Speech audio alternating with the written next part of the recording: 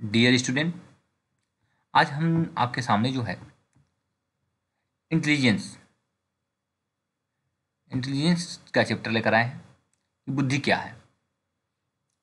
बुद्धि के बारे में हम आज आपसे चर्चा करेंगे। साथ ही साथ जो है बुद्धि की परिभाषा, आईक्यू क्या है उसके बारे में हम चर्चा करेंगे। आईक्यू अर्थात इंटेलिजेंस क्वोशिएंट, बुद्धि लब्धि के बारे में आपको बताएंगे। अब हम चलते हैं डिफिनीशन ऑफ इंटेलिजेंस की परिभाषा। एक चीज़ आपको बता दें, इंटेलिजेंस की परिभाषा आने से पहले दुनिया में इंटेलिजेंस का टेस्ट बन चुका था, यानी बुद्धि परीक्षण पहले तैयार हो गया था। इंटेलिजेंस की परिभाषा जो है बाद में आई थी। आप अपने जीवन काल में देखते होंगे, हमेशा लोग जो है किसी को अधिक बुद्धिमान, किसी को कम बुद्धिमान। अच्छा, तो ये कहते हैं कि फला व्यक्ति जो है अधिक बुद्धिमान है और अगला फला व्यक्ति जो है बुद्धिमान नहीं है। लेकिन हम इसके बारे में चर्चा करेंगे कि बुद्धि क्या है, इसका स्वरूप क्या है, बुद्धि का स्वरूप क्या है, बुद्धि का आशय क्या है। इन प्रश्नों का उत्तर प्राचीन काल से जो है विद्वानों के बीच में मतभेद रहा है। आज भी मनोवैज्ञानिक एवं शिक्षाविद जो है इस विषय को वाद विवाद बना लेते हैं। प्राचीन काल में बालक जिसमें कंठस्थ करने की योग्यता अधिक होती थी उसे बुद्धिमान समझा जाता है, यानी कि जो जब सबसे अधिक याद कर लेने की क्षमता जिसके अंदर होती थी उसे जो है हम लोग ये मान लेते थे कि जो है वह बुद्धिमान है। लेकिन आज उस विचारधारा को अस्वीकार कर दिया गया है। आज ये केवल कंठस्थ करना नहीं बल्कि अन्य योग्यताएं भी सम्मिलित कर ली गई हैं।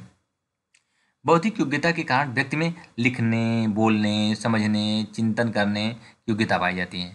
इस प्रकार ये कहा जा सकता है कि बुद्धि का उपयोग व्यवहारिक जीवन के प्रत्येक क्षेत्र में किया जाता है।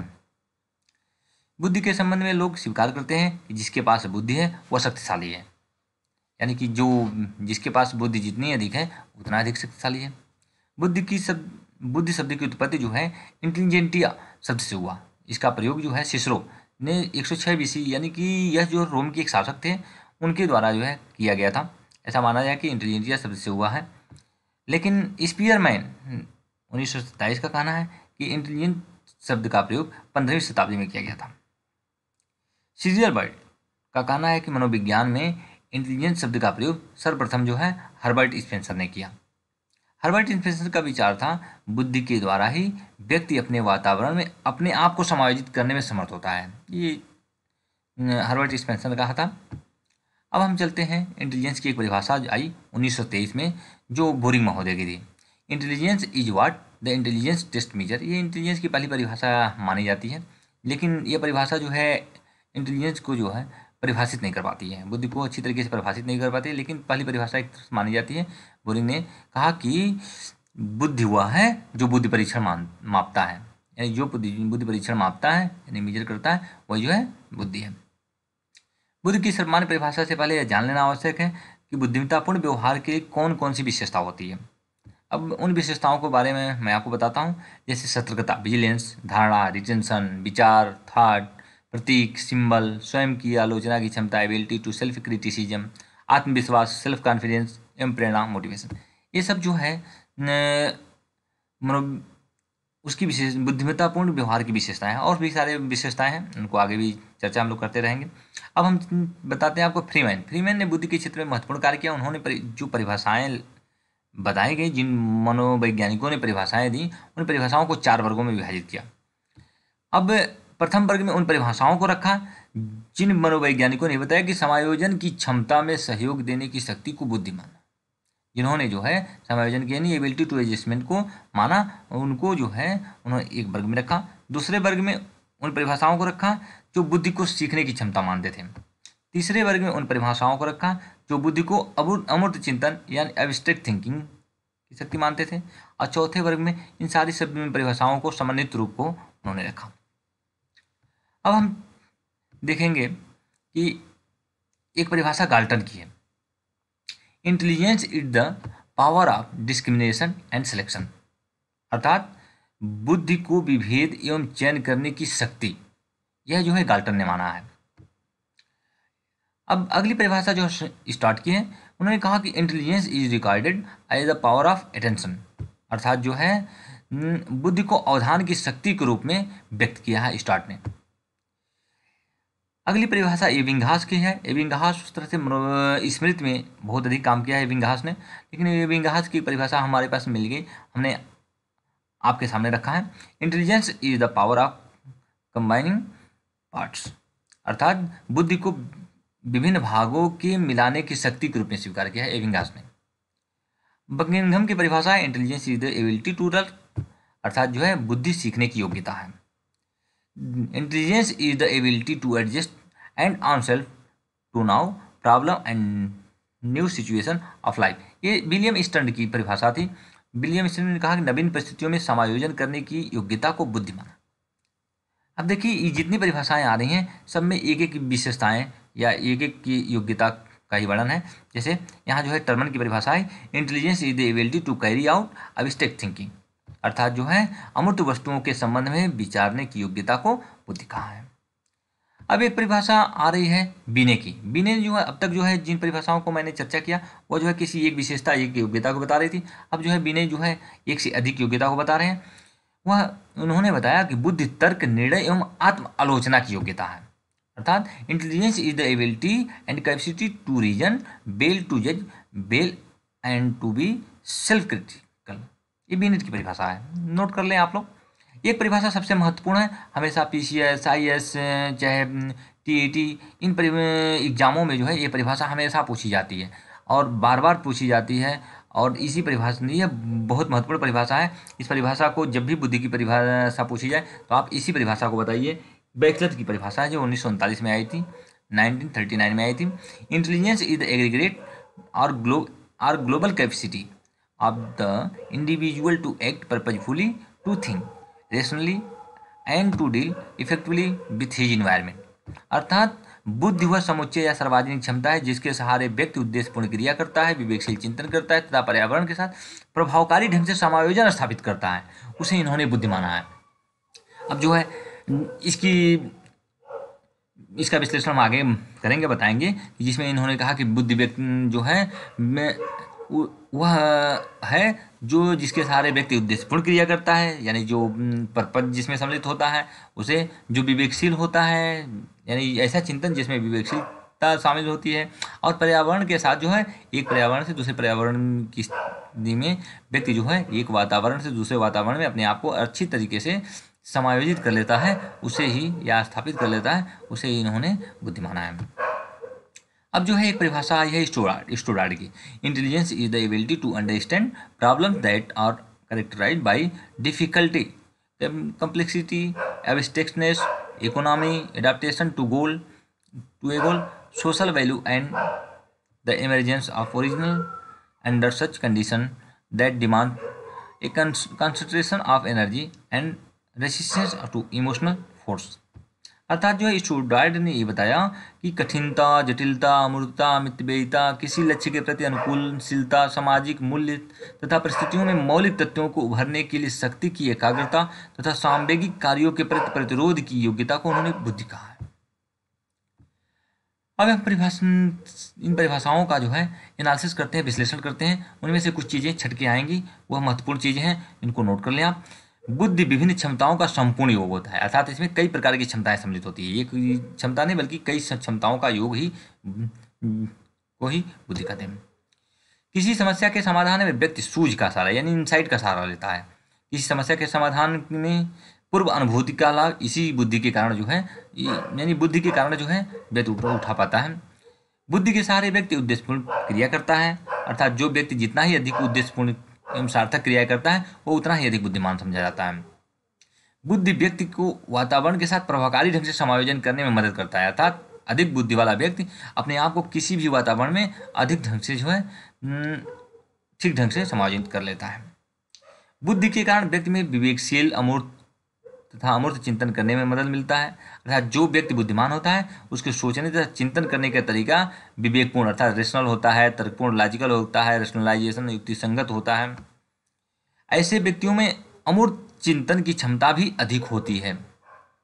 बुद्धिमान व्यक्ति कठिन एवं जटिल कार्यों को समझकर करते हैं तथा उनके कार्यों में मौलिकता यानी ओरिजिनलिटी अधिक होती है।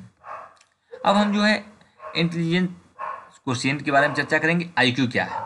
आईक्यू की बार बार चर्चा होती है कि फला व्यक्ति की आयु की इतनी है, किसी की 100 मानते हैं, किसी को 120 मानते हैं, किसी को 140 मानते हैं, कहते हैं कि फला की व्यक्ति की आईक्यू 140 से 120। तो हमेशा इस आईक्यू की चर्चा होती है। तो सबसे पहले हम लोग आईक्यू को परिभाषित करेंगे। IQ is calculated by dividing the mental age by the chronological age and multiplying by 100 to produce a ratio IQ। अब IQ मानसिक आयु और तिथिक्रम आयु, जिसे वास्तविक आयु कहते हैं, के अनुपात को बुद्धिलब्धि कहा जाता है। यानी मेंटल एज और क्रोनोलॉजिकल एज के अनुपात को बुद्धिलब्धि यानी IQ कहा जाता है, इंटेलिजेंस क्वोशिएंट कहा जाता है। 1916 में बीने साइमन परीक्षण का जो सबसे महत्वपूर्ण संशोधन हुआ था, टर्मैन ने स्टैनफोर्ड विश्वविद्यालय में किया था।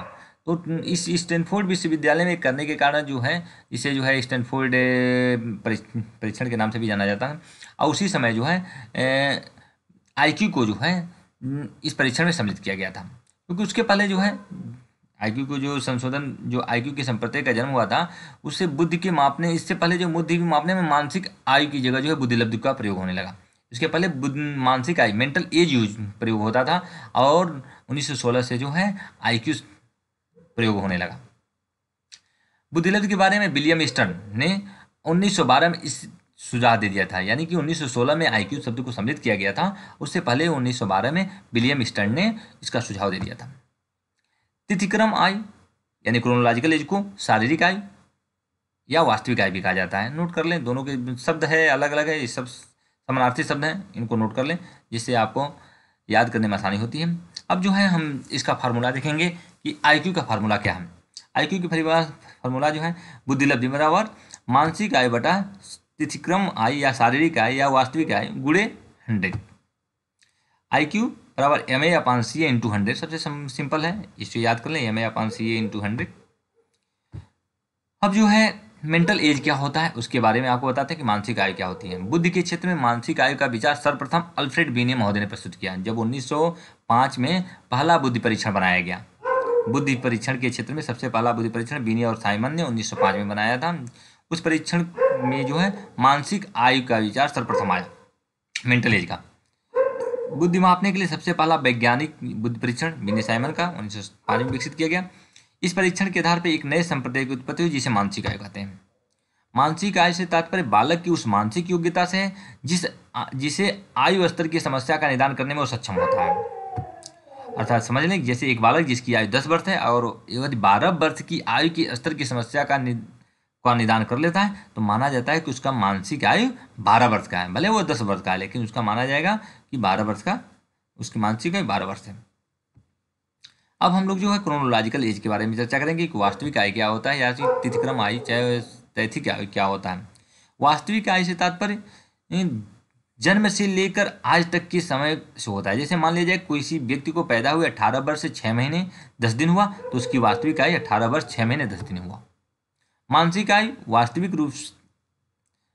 वास्तविक आयु जो है मानसिक आयु वास्तविक आयु से कम, अधिक या बराबर हो सकती है। ध्यान रखेंगे 3 स्थिति आ सकती है, या तो अधिक हो सकती है, या तो कम हो सकती है, या बराबर हो सकती है। जब आयु जो है जब मानसिक आयु वास्तविक आयु से कम होती है तो व्यक्ति मंदबुद्धि का समझा जाता है। तभी IQ जब निकालेंगे और निकालने का तरीका आपको अच्छी तरीके से समझा देंगे, तब आपको समझ में आ जाएगा कि कैसे जब है मानसिक आयु वास्तविक आयु से कम होती है तो व्यक्ति कैसे मंदबुद्धि का समझा जाता है। और जब मानसिक आयु वास्तविक आयु से अधिक होती है तो व्यक्ति तीव्र बुद्धि का समझा जाता है। यानी कि मेंटल एज जो है क्रोनोलॉजिकल एज से जब अधिक होती है तो व्यक्ति जो है तीव्र बुद्धि का माना जाता है। लेकिन जब व्यक्ति की मेंटल एज वास्तविक आयु यानी क्रोनोलॉजिकल एज के बराबर होती है, सेम होती है, तो जैसे 10 वर्ष का बच्चा 10 वर्ष का ही उसकी मानसिक है, तो माना जाता है कि उसकी बुद्धि जो है समान है। अब जो है इंटेलिजेंस क्वोशिएंट के बारे में चर्चा करें, उसके कि कैसे क्या उसका फार्मूला है। फार्मूला याद कर लें, बहुत बार जो है परीक्षा में जो है पूछा गया है, हमेशा PCS में भी पूछा गया है, IAS में भी पूछा गया है, TET में भी पूछा गया है, BEd में पूछा गया है, MEd में पूछा गया है, MA में पूछा गया है। हर जगह जो है ये फार्मूला पूछा जाता है कि IQ का परिभाषा बताइए। तो IQ का फार्मूला बताइए। IQ = MA/CA into 100। सीधे याद कर लीजिए, एकदम रट डालिए अच्छी तरीके से। तो IQ यानी intelligence quotient, MA mental as, CA chronological age. अब हम एक एग्जाम्पल के द्वारा आपको समझाएंगे। मोहन की मानसिक आयु जो है 11 साल और वास्तविक आयु जो है 10 साल है। तो मोहन की बुद्धि लब्धि क्या है? अब जो है इसको फार्मूले के अनुसार रखें, M A upon C A into 100। तो एम ए जो है मेंटल एज क्या है 11 साल और क्रोनोलॉजिकल एज 10 साल। समझिए कि यानी कि मेंटल एज जो है क्रोनोलॉजिकल एज से अधिक है, यानी जो वास्तविक आयु है 10 साल उससे अधिक जो है मानसिक आयु है। तो मैंने आपको बताया था कि मानसिक आयु यदि अधिक है तो बच्चा अधिक बुद्धिमान है। अब यहाँ कैसे ये सिद्ध होगा देख लीजिए। IQ is equal to 11/10 into 100, यानी कि 11 का 100 में आप गुणा कर दीजिए और भागा 10 कर दीजिए, तो 1100/10 यानी कि आ जाएगा 110। तो मोहन की मानसिक आयु हो गई 110, उसकी बुद्धि लब्धि हो गई जो है 110। अब जो है हम श्याम की एक दूसरा एग्जाम्पल लेते हैं। श्याम की मानसिक आयु 10 वर्ष है और वास्तविक आयु 11 वर्ष। अब देखिए यहाँ जो है उसकी मानसिक आयु जो है वास्तविक आयु से कम है। तो हमने आपको बताया था कि जब मानसिक आयु वास्तविक आयु से कम होगी तो वह व्यक्ति जो है कम बुद्धि का होगा। यहाँ श्याम, अब यहाँ देखिए श्याम और मोहन में कौन अधिक बुद्धिमान है। अब इस फार्मूले को फार्मूले के आधार पे जो है हम इस समस्या का जब समाधान करेंगे तो क्लियर हो जाएगा। उसी फार्मूले के आधार पे M A upon C A into 100, M A यहाँ मेंटल एज 10 है और क्रोनोलॉजिकल एज 11 है। फार्मूले के अनुसार 10/11 इंटू 100, यानी कि 10 का 100 में गुणा कर दीजिए और 11 से भाग कर दीजिए, तो आपका आ जाएगा 1000/11। यानी कि जब उसको सॉल्व करेंगे तो 90.9090 आएगा, यानी कि 90.91 आ गया। अब श्याम की बुद्धि लब्धि क्या हो गई 90.91, जो कि मोहन की बुद्धि लब्धि क्या थी 110। अब दोनों की बुद्धि लब्धि में अंतर आया, यानी मोहन की बुद्धि लब्धि यानी आईक्यू जो है 110 है और श्याम की आईक्यू 90.91 है। अब जो है इन प्राप्त परिणामों के आधार पर हम कह सकते हैं कि मोहन जो है श्याम से अधिक बुद्धिमान है। अब जो है स्टैनफोर्ड बिनेट जो क्लासिफिकेशन ऑफ इंटेलिजेंस है उसके बारे में आप चर्चा कर लेते हैं। बार बार हर एग्जाम में इसके बारे में पूछा जाता है और इस जो वैल्यू है और उसकी मीनिंग है रट लें एक एक को, हमेशा आपके काम आएगा, पूरी लाइफ आपके काम आएगा। जब ज़रूरत पड़ेगी तब जो है आपसे इससे पूछ लिया जाता है। तो सबसे पहले मान लीजिए किसी की जो है आईक्यू जो है 140 से या उससे ऊपर है तो हम उसको कहते हैं ये जीनियस है, गॉड गिफ्टेड है, प्रतिभाशाली है। अगर किसी व्यक्ति की जो है आईक्यू जो है 120 से 140 है तो वेरी सुपीरियर मानते हैं, अति श्रेष्ठ मानते हैं। अगर उसकी आईक्यू 110 से 120 है तो सुपीरियर मानते हैं, कहते हैं श्रेष्ठ है। अगर 90 से 110 है तो हम कहते हैं नॉर्मल है या यानी सामान्य है। जैसे कि जो है हमने देखा कि